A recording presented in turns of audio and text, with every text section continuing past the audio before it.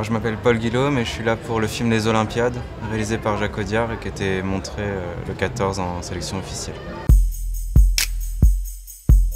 J'ai rencontré Jacques Audiard à l'occasion d'un tournage du Bureau des légendes, dont il a réalisé 2 épisodes, et j'avais été contacté à cette occasion-là par la production. Et suite à ce tournage-là, il m'a proposé ensuite de filmer son long métrage Les Olympiades.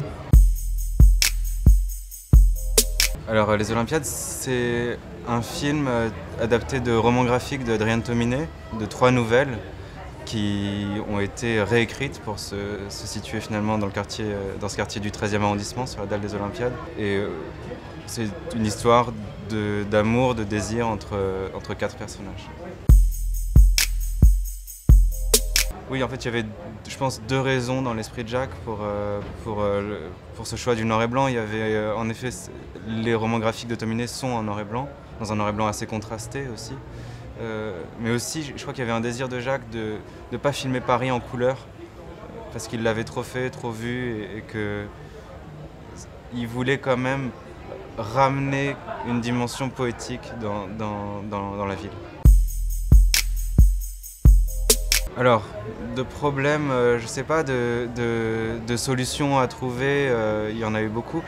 Moi, j'ai eu une indication de la part de Jacques sur la qualité, la texture du noir et blanc. Ça a été de me dire qu'il voulait un noir et blanc brillant. Je pense que la référence principale, ça a été les photos d'Anders Petersen, qui fait des tirages argentiques.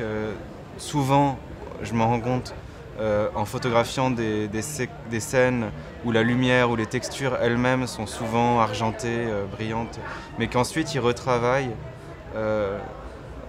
au tirage et en créant cet effet argenté. Je pense que la conclusion, ça a été il faut filmer des décors, des peaux, des costumes brillants avec une image qui elle-même ramène de la brillance. Donc c'est autant du côté de ce qu'on filme que du côté de comment on le filme qu'on a travaillé cette qualité du noir et blanc.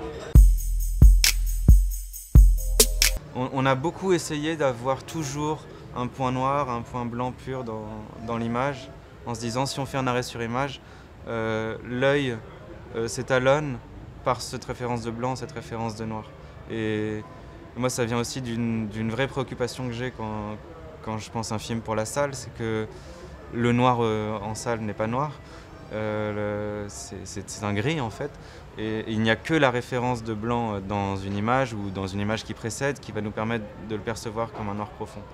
Donc le noir n'existe que par la lumière, paradoxalement, dans cette recherche-là. Je pense que la difficulté, quand on parle de luminosité et tout ça, c'était de faire un film qui soit agréable à voir, où on n'ait pas l'impression de scruter, mais qui ne donne pas le sentiment d'être juste suréclairé ou posé clair, etc. C'était pas le désir non plus, quoi. En fait, ce côté argenté qu'on recherche n'existe que s'il y a un étagement des gris dans chaque image. Donc on est parti sur une Sony Venice avec des optiques Leica Sumilux et des zooms ingénieux EZ. La Venice nous apportait à la fois une douceur dans les contrastes justement, mais un côté extrêmement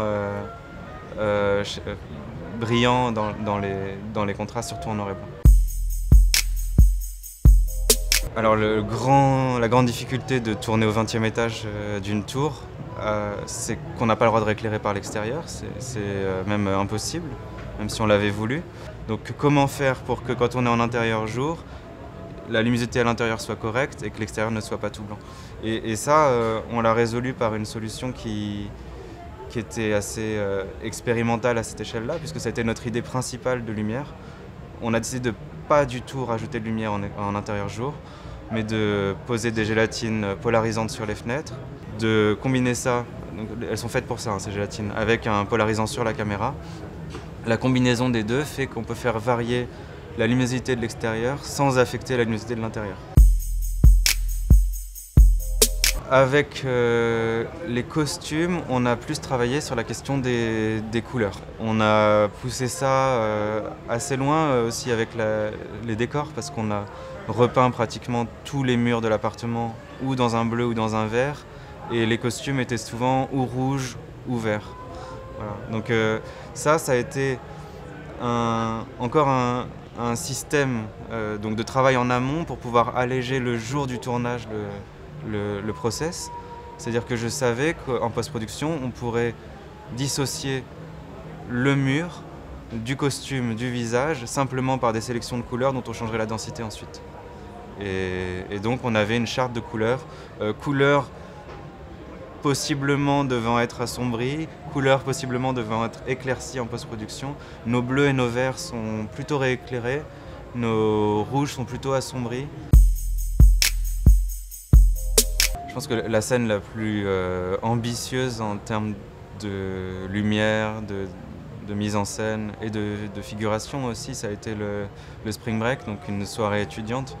C'était un décor immense. On a beaucoup réfléchi au fait que c'était la lumière qui devait ramener le mouvement dans cette séquence-là et pas forcément la caméra, puisqu'on allait être dans une foule, souvent empêché de se déplacer. Et donc Benoît Jolivet, le chef électricien, a vraiment pensé ça comme une scène. On a fait des modélisations 3D des effets de lumière qu'on allait faire. Il a utilisé des projecteurs scéniques. Et après validation avec Jacques, avec moi, il a mis en place vraiment tout un système de lire automatisé. Et toutes les lumières de la soirée Spring Break dans le film sont décidées en amont.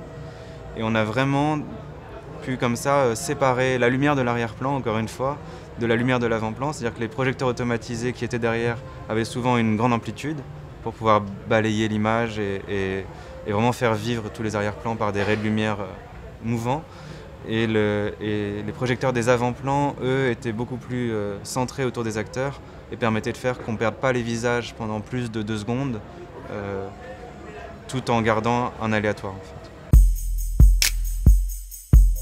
Ce que je retiens de plus important, c'est plutôt la prouesse de Jacques Audiard en termes de mise en scène, c'est-à-dire en fait sa capacité à réinventer tout ce qui ne marche pas immédiatement, à ne pas s'entêter dans une solution qui ne fonctionne pas. On a beaucoup ajusté, on a beaucoup changé notre fusil d'épaule en cours de tournage, en cours de séquence, très vite en fait, sans attendre de s'enterrer dans quelque chose qui ne fonctionne pas. Et ça, c'est vraiment sa force. Et l'autre chose que je vais garder avec moi, je pense pour longtemps, c'est sa pensée du mouvement. C'est-à-dire que pratiquement tous les plans ont un mouvement chez Jacques, que ce soit un mouvement de caméra ou un mouvement interne, mais en fait, c'est jamais figé. Et je pense qu'il crée comme ça un flux par le mouvement qui fait le rythme, l'âme du film, en fait.